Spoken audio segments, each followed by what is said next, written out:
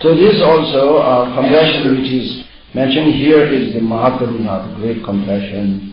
And a compassion non-discriminating. It's not only compassion that is only applied to some special type of sentient beings or certain number of sentient beings. All sentient beings of the six realms, as is what is taught here.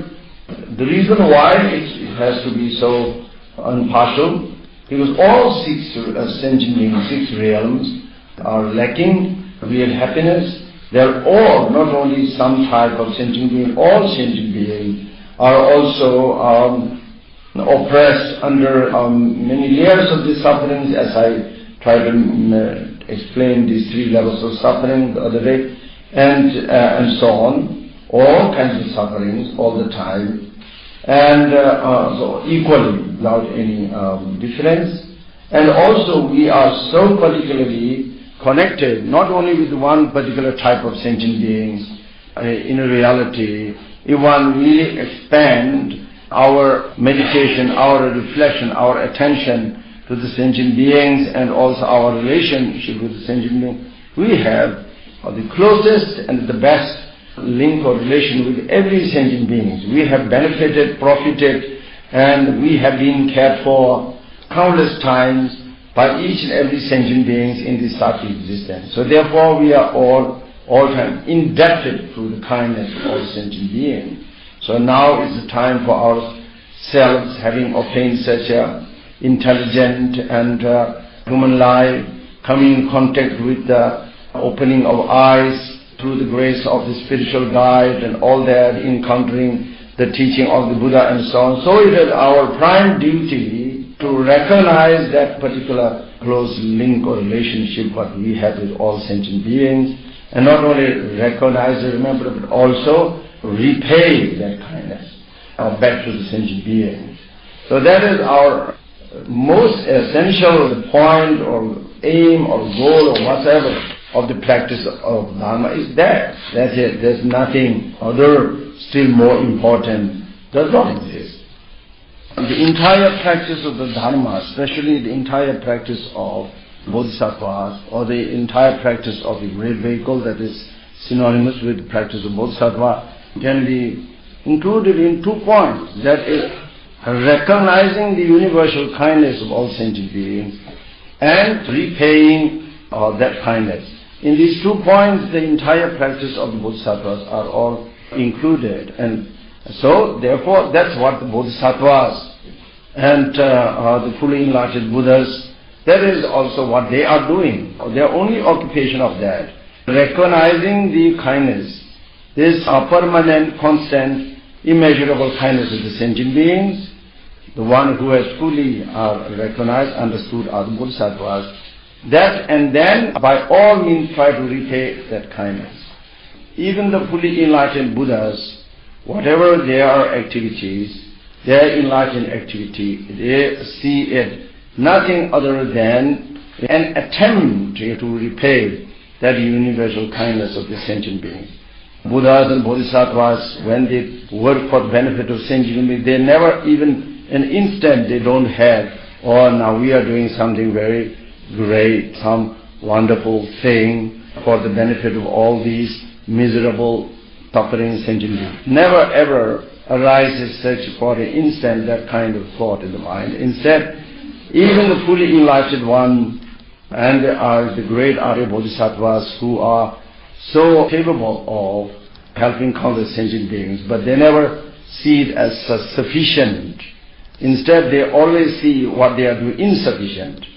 So whatever they are doing, with all their, as the ordinary activities, they find it also, and just an attempt to repay this unrepayable kindness of all sentient beings. That's all what they are trying to do. So they find they are not proud of having helped so many sentient beings or helping so many sentient beings. Instead, they find that always insufficient way to pay this unrepayable universal kindness.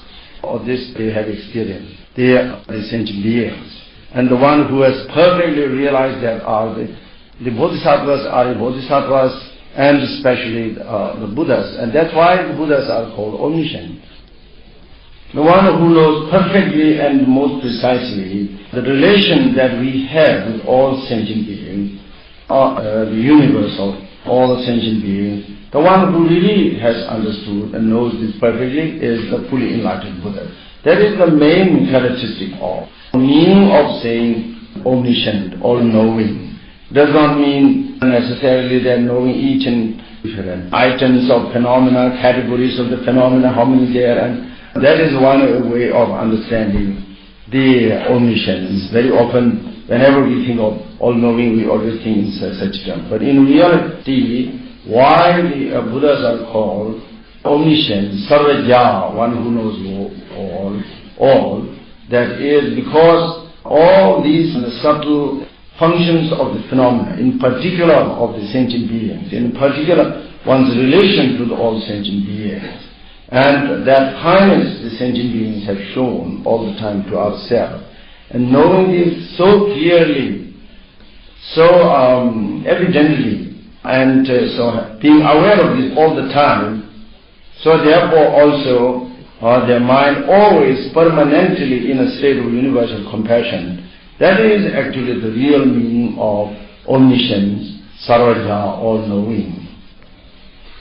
I always emphasize also that the central core of the teaching of Buddha, the central, very central point on the teaching of Buddha is not the Buddha or is not any particular deities, nor any other some kind of philosophical themes such as emptiness or this and that.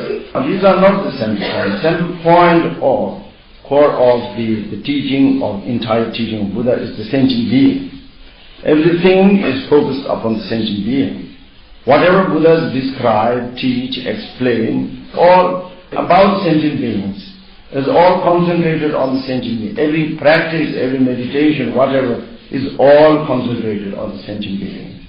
And that is everything, practices, all those methods, whatever is taught is all for the sake of the sentient being. So therefore the central pole of all the practice of Dharma is karuna, the compassion.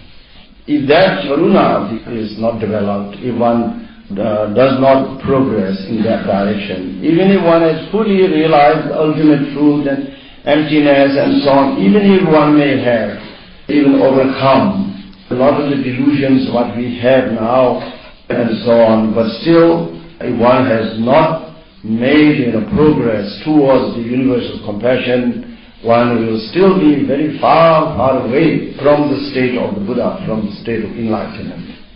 If the compassion is generated in a genuine form, even if it's not yet such a universal compassion, even if it's just still quite limited compassion, as long as it's genuine and really in a sincere compassion, even one generates for a short time, that is a big leap towards the attainment of enlightenment.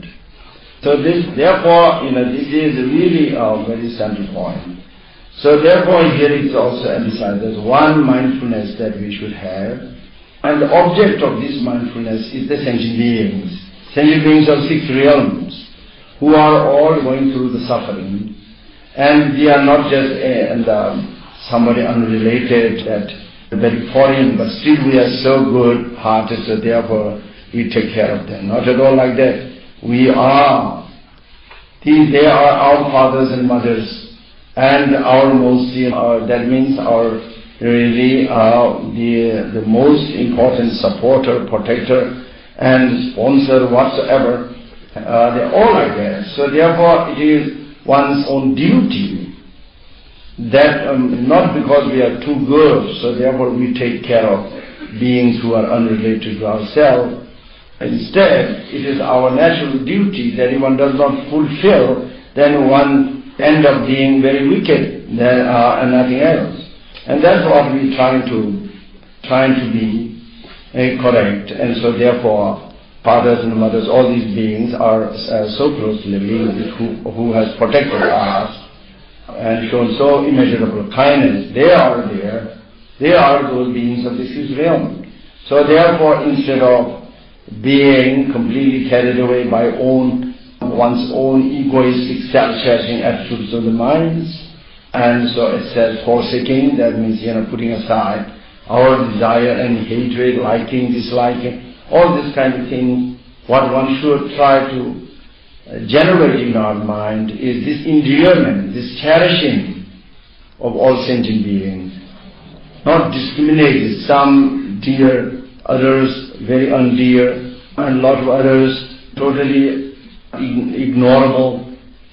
Some beings very lovable, others hateable, others ignorable. This kind of differences, without this kind of differences, seeing all sentient beings, holding all sentient beings with one's endearment and compassion. So therefore, instead of not letting your mind stray, that means we should meditate on this and not let our mind distracted in general. But here particularly, stray here means our egoistic mind. Instead of thinking or let our mind be carried away by our usual egoistic concerns and attentions, that's the distraction especially here. We should bring it and place our mind within that state of compassion. One should not let one be forgetting this important object of meditation. One should place one's mind again and again in that state of compassion. And when compassion generates, then together with comes loving kindness, because they are two aspects of the same mind. Compassion aspires beings to be free from all the suffering, and when we have that, then also there comes automatically the other aspect of that is aspiring that beings be endowed with a lasting happiness, lasting peace and happiness. One is for taking away all the suffering, one is to providing with happiness. That also comes because Karuna and Maitri, that's called Maitri or loving kindness. And Maitri actually means friendship. So this true friendship or loving kindness then also comes. That way one should place our mind in a state of Karuna and such Maitri, loving kindness. The loving kindness or true love is this Maitri. This is the true friendship. Maitri is true friendship. That is also a very sincere, pure attitude, the mind really wishing from the depth of one's heart to the other sentient being to abide in happiness, to enjoy happiness. That is what true love or friendship means. Then when we have that, there comes also the karuna. One wishes such being, one sees the suffering, where one immediately wishes that being to be free from the suffering. So if there is a real loving kindness, real friendship, then compassion also manifests automatically.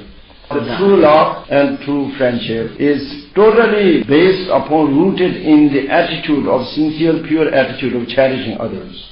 There is not any involvement of self-cherishing attitude in it.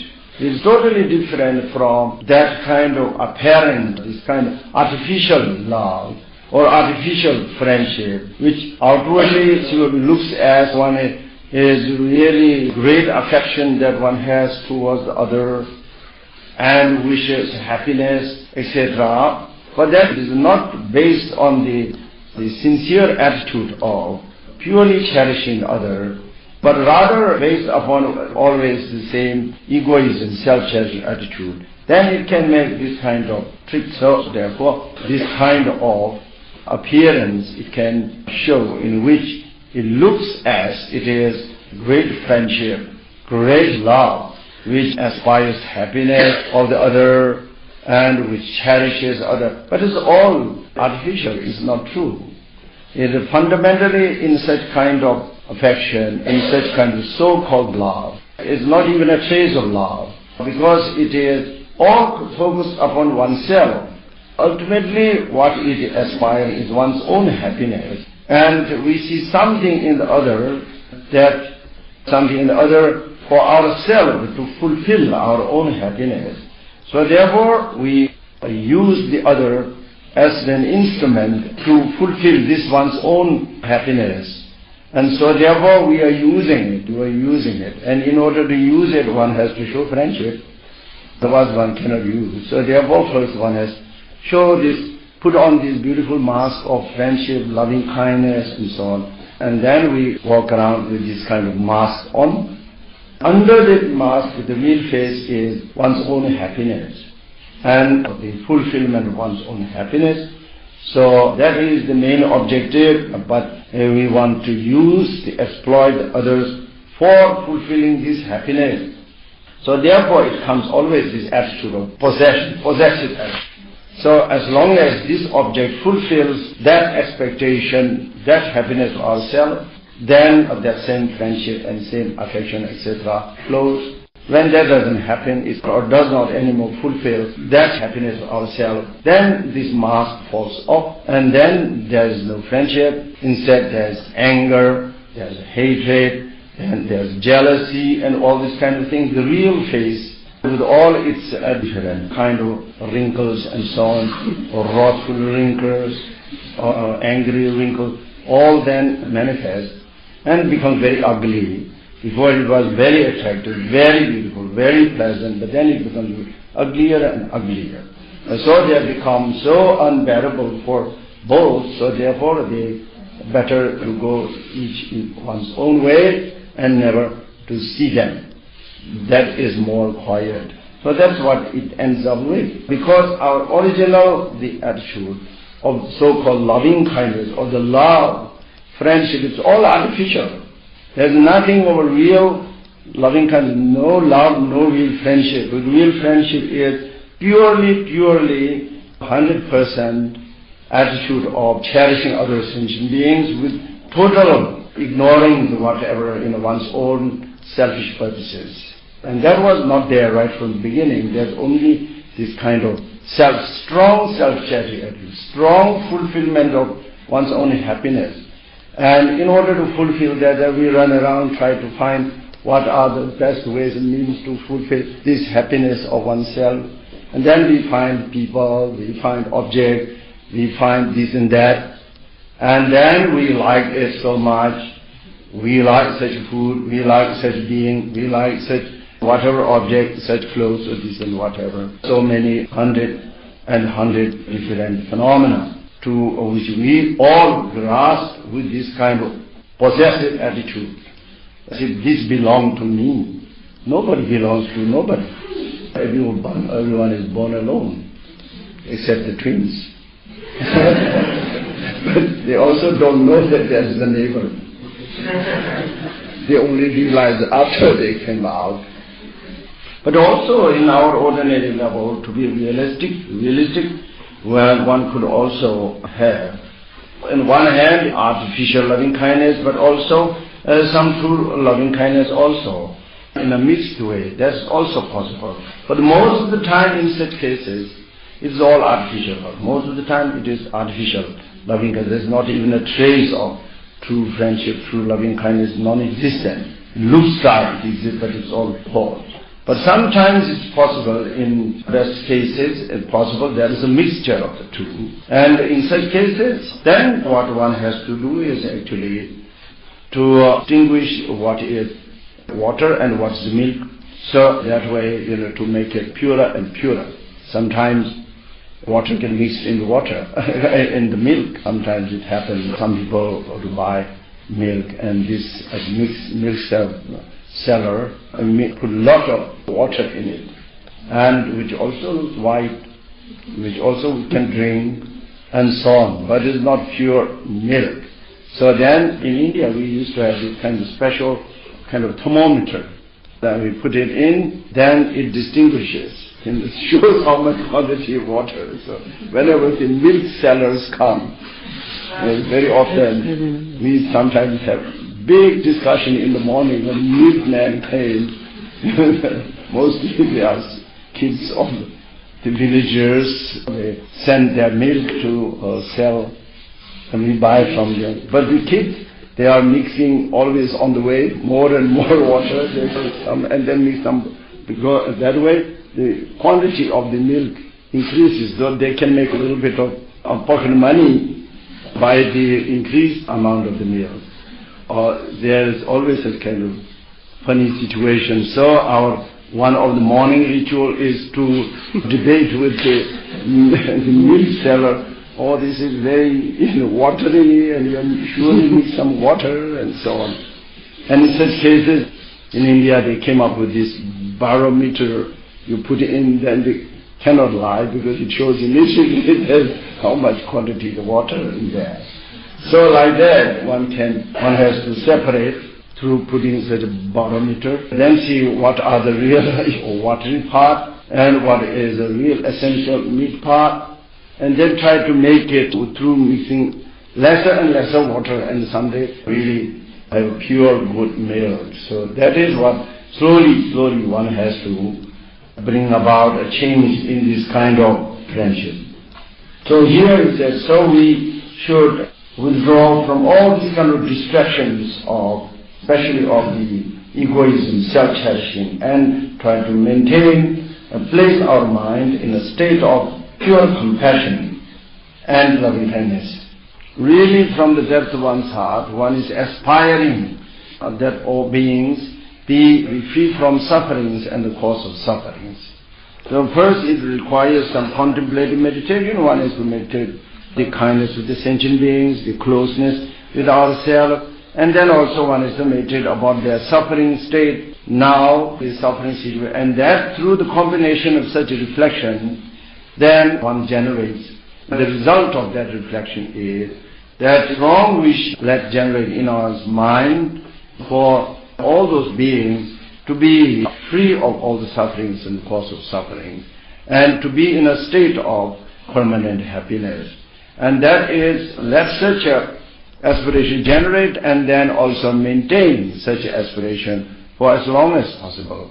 When one does such meditation more precisely, then one can even physify a sentient being, visualize a sentient being right in front of ourselves, who is very close to oneself, and towards this person, then one should generate all this, its kindness and all that, not only in this life, in previous existence and all, and so on. And that way one generates such sincere attitude of compassion, loving kindness. One can also apply it on a neutral person who is neither friend nor enemy or anything like that, then try to practice the same. Towards a close friend, it is easier.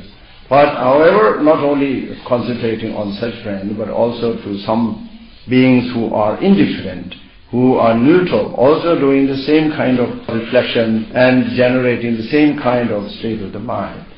And then at some point also one applies that same kind of attention and so on to somebody who is really most undesirable to oneself, and whom we regard as something which is really very disturbing, very undesirable, also then applying the same kind of reflections, and towards that person also generate the same kind of compassion, loving kindness.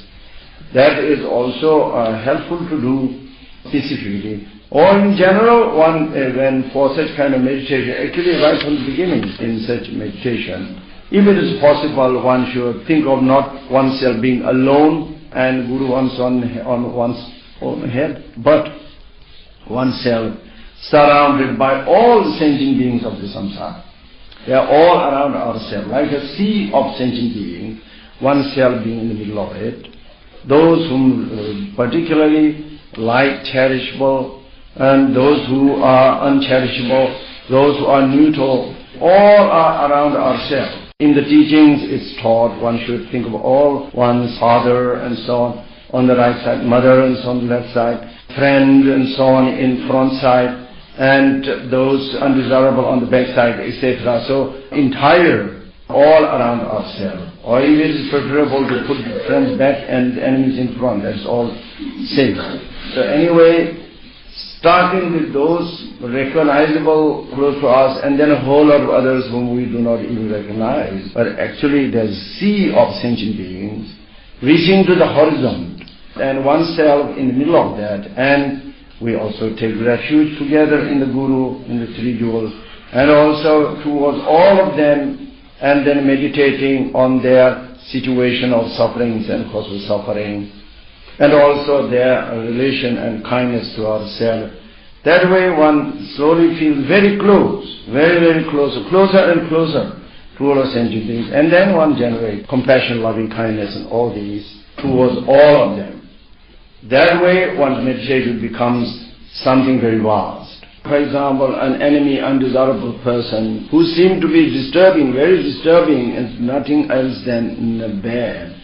But actually, not only in terms of previous existence, where also many times we have experienced this much kindness. But even right now what they are doing is actually, if we transform that situation, it also becomes a very helpful situation. Through beings acting in this way, on the basis of that we can train our compassion, our tolerance, our patience, our loving kindness, and these are the best objects of those training. So therefore they are actually very helpful factor. We think they are harmful disturbance and so on, but in reality they are not disturbance. Exactly those beings are the most helpful for training our mind and for perfecting our patience, tolerance and compassion. So therefore those undesirable ones, one thinks about them, maybe one doesn't feel like practicing any love or compassion, but if one thinks deeply, they are the special object of compassion and loving kindness. If everybody is so kind, and with us we will be totally spoiled. So here one takes kind of a position of a leader of all beings, and that one has every right also to do that, and also to include every sentient being, doesn't matter who they are. You do not have to ask some kind of allowance, can I include in my object of compassion? One doesn't need, one does not need. Some people are very complicated, so one doesn't need to worry about that. There's no question about any special permission or special right. We have the right. We have the right to repay the kindness of all sentient beings. Nobody can take that right out of ourselves, because we have profited from all sentient beings without any question. That is, whether somebody philosophically accepts or not, that is a fact. That's the reality. Thanks to that we are still surviving. So this we have experienced directly. So repay the kindness. That is our natural duty and right. That nobody ever, no laws, no rules, no religion whatsoever can ever forbid us to do that. So therefore we have all the right to include every sentient being, every thinkable sentient beings under the attention of our compassion, loving kindness, and include in our circle of meditation, and you take taking the leadership of all these, and then generate those correct attitudes of the mind. And this point also, there's a very important point to add. That is what we try to generate, that loving kindness, compassion towards all sentient beings. Then one should also direct our heartfelt the request to the Guru, which is always present above one's own head, embodiment of three jewels. So we direct all our requests also for all sentient beings, for the blessing of the Guru, blessing of the three jewels, for ourselves and all sentient beings. And so that way then from the body of the Guru, a rays of light and nectar, flow of stream of nectar comes down, which are of the nature of the light, the wisdom and nectar, compassion. It comes directly through one's head, go into one's cell, and then is all kind of dissolved or absorbed in one's cell. And this is actually the compassion, that loving kindness, everything that is the perfect loving kindness, compassion that comes in, and that gets totally mixed with our own loving kindness and compassion. That way our own, the mind of compassion, loving kindness, which is not so extraordinary, and but still there's something which is there, and now that is completely through the absorption and completely total mixing of that compassion, loving kindness, wisdom of the Guru, which comes in the form of light and nectar, then absorb into our body, go into our body, and that way our mind of compassion, loving kindness, and that perfect compassion, loving kindness of the Guru becomes totally mixed, totally one. So it becomes one. And that state also one should remain for a time. That is even very blissful. And that also gives a special experience of real blessing that we receive in us.